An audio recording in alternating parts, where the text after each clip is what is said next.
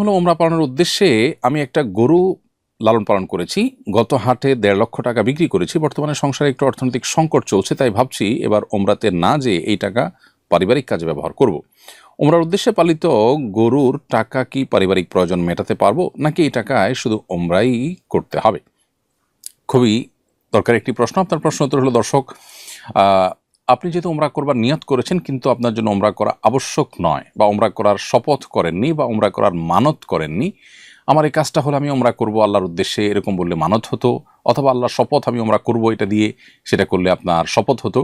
তো আপনি শপথ বা মানত যেহেতু করেননি, আপনি করেছেন নিয়ত, অর্থাৎ সংকল্প করেছেন যে এটা আমি করব। ভালো কাজের নিয়ত বা পরিকল্পনা, প্ল্যান, এটা মানুষ করতেই পারে। সেটি করার পর যদি তার ভিন্ন কিছু করতে হয়, তিনি নিরুপায় হন, অথবা তিনি এমন কোনো পরিস্থিতিতে পড়েন যে তার সে ভালো কাজ করবার প্ল্যানটি তিনি পূরণ করতে পারলেন না, তাহলে তার ফলে তার গুনাহ হয় না, এবং এর জন্য তার উপর কোনো কিছু বর্তায়ও না, কোনো কাফারা ইত্যাদি আসে না। যার ফলে আপনি এই গরুর বিক্রির টাকা দিয়ে আপনার সংসারের খুব প্রয়োজনীয় কোনো নিড থাকলে সেটা আপনি পূরণ করতে পারেন।